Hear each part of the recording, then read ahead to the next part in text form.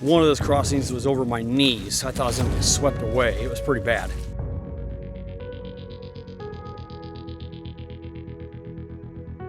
I've been dealing with severe shin pain in my left leg.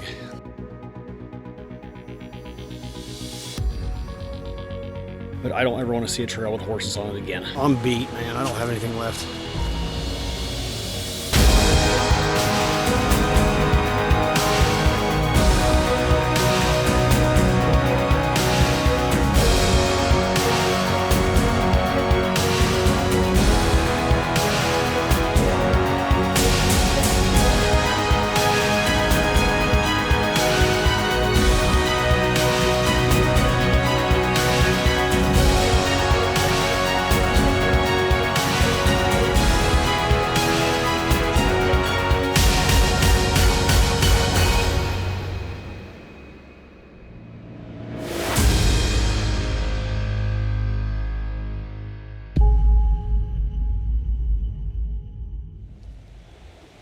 Good morning, the final day.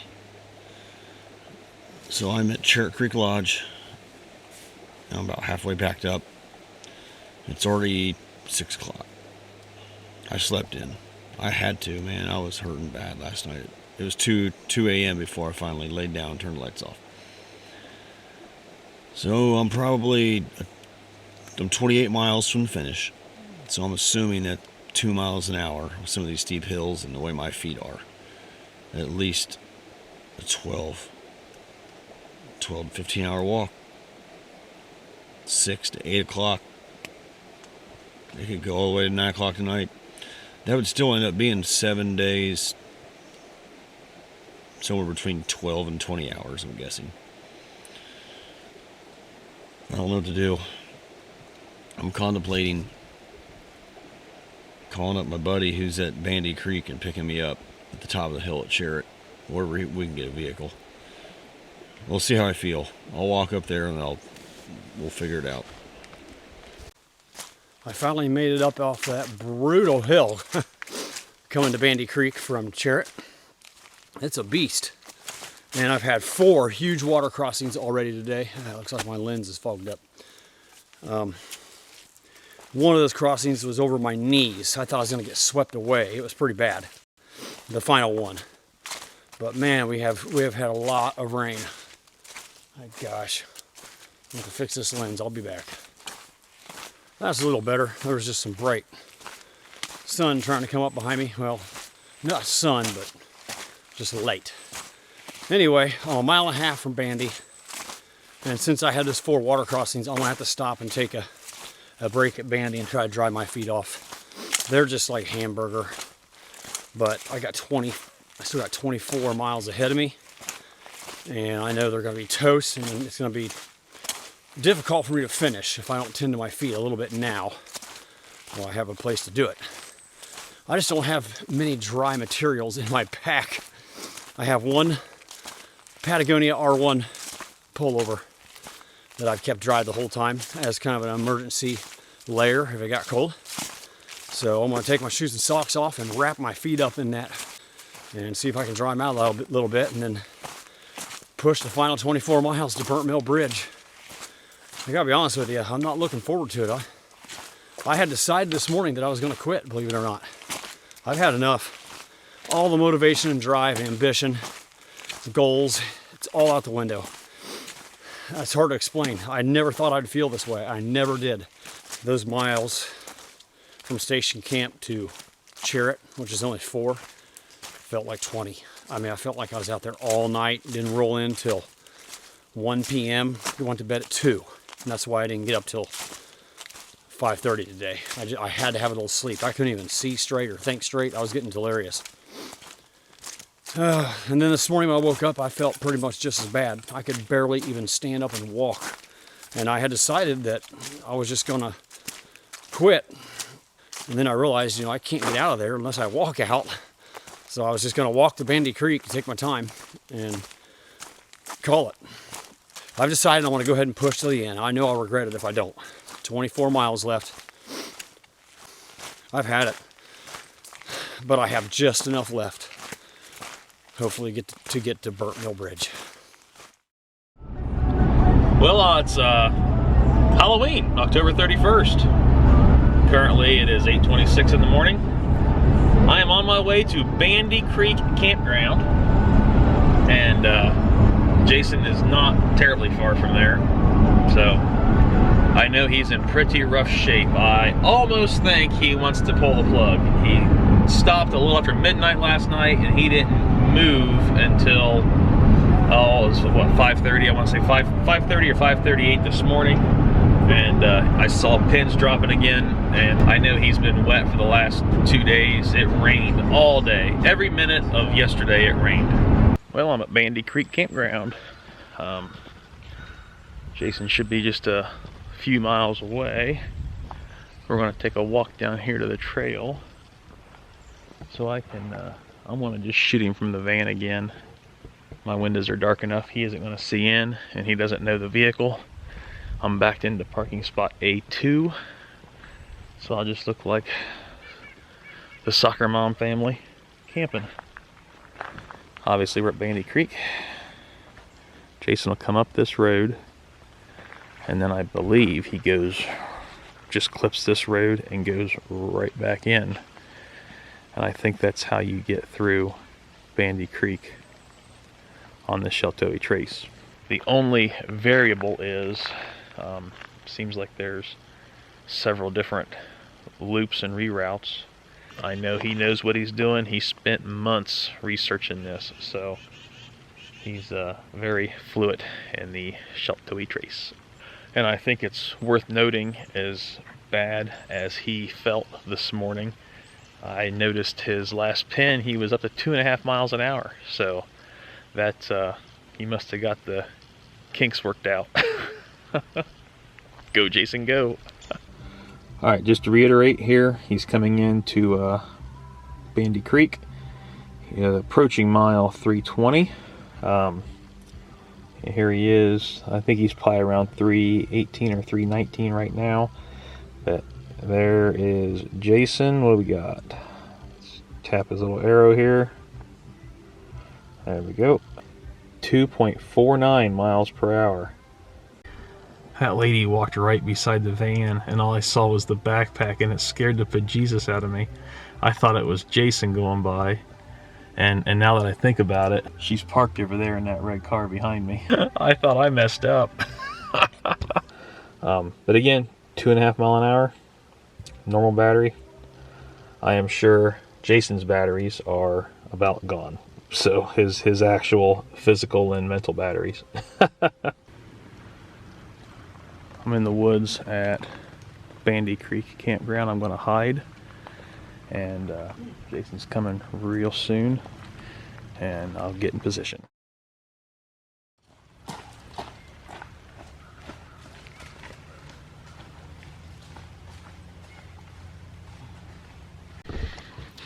Okay, so that was a close call. I had just enough time to get my gear on and hide from Jason in the woods. So I did pick up this ghillie suit on Amazon, and I was just a few feet away as he walked by. So that was epic, like shooting. It was like shooting my first deer. But now I'm back to the car, and I'm gonna see if I can't get ahead of him and outflank him and cut him off at the pass. We'll try this again, because I was nervous because I was expecting to be seen, but I have to remind myself that Jason is not looking for a retard in a ghillie suit in the middle of the woods. On the move to Leatherwood Ford. Moving pretty good. It's a nice trail. So good to be off those horse trails. I'm back up to 3.5 mile an hour. Other than sore feet and left pulled shin muscle, I'm feeling good. We're gonna finish strong. Sometime between 8 and 9 hours, and I'm gonna be out of here. So it looks like I'm gonna fall about 4 or 5 hours short of John Harden's record. And I'm blaming the mud. That mud just took it out of me yesterday. It slowed me down to a crawl. So I'm gonna end up probably 15, 16, 17 hours of the 7th day. But I always tell myself that my route has 20 more miles than the route John did. I guess that's how I justify it in my mind anyway. So for the last half mile, I've been dealing with severe shin pain in my left leg. Like I'm down to a crawl now, and I keep pulling it or injuring it somehow. I don't like every minute. Like it makes me keel over in pain and have to stop. I've tried stretching it. I've tried stretching all the muscles in my legs. Nothing's helping. I'm seriously wondering if I can make it out of here. I will, which is it's going to take a long time. I wanted to be out of here by 6 p.m. It might be 9 or 10 now, if I can make it. This is the campsite that I stayed in back in 2019 when I did my 100-mile challenge. That was a fail. I hammock camped here because I couldn't quite make it to Bandy Creek. It was getting dark out, and it's about 4 miles that way. This is Falls Branch overlook. Pretty nice. I feel like I haven't got to see any real views this entire trip.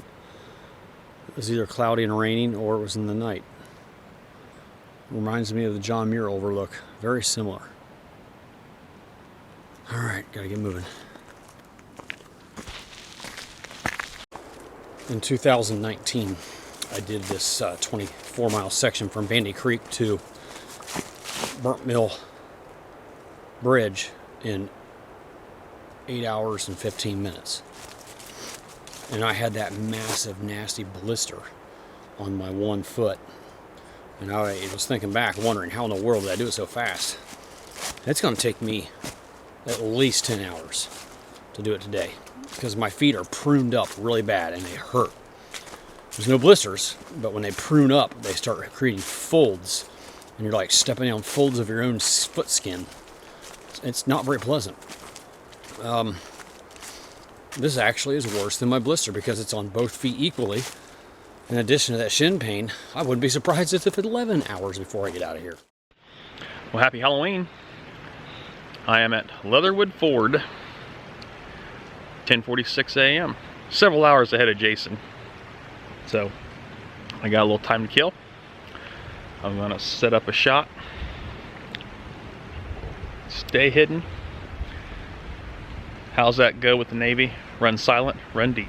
As I drive around these areas of Kentucky and Tennessee, especially southern Kentucky and Tennessee, it's very abundant that recreation is one of their main ways of life down here, is how people make money, which is great, and they do a good job at it. The park services here, everything has been impressive, and I see lots of park service trucks driving around, you know, picking up trash and collecting trash from bins, and they do a great job of keeping this area clean.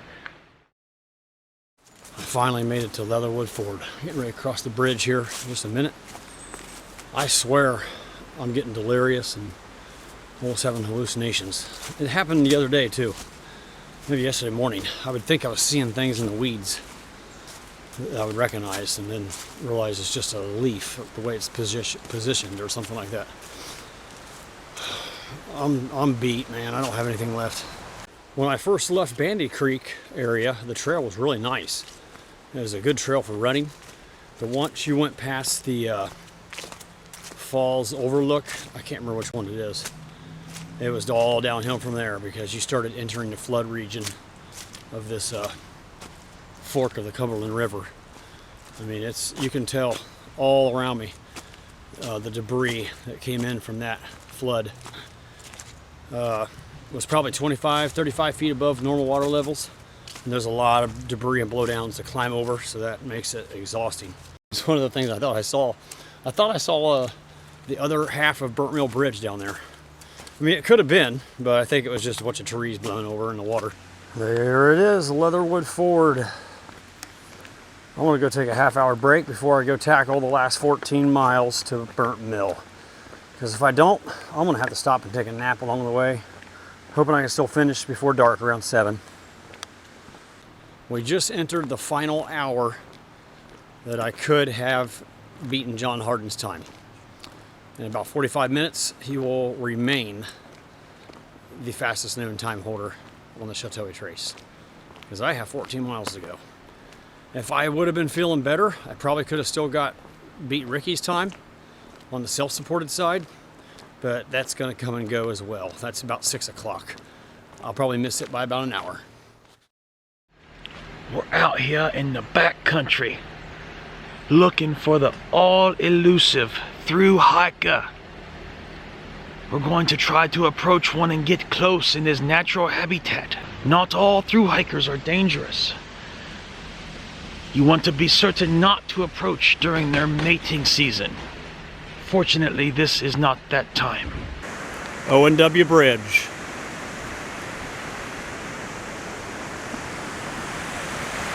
It's roaring today.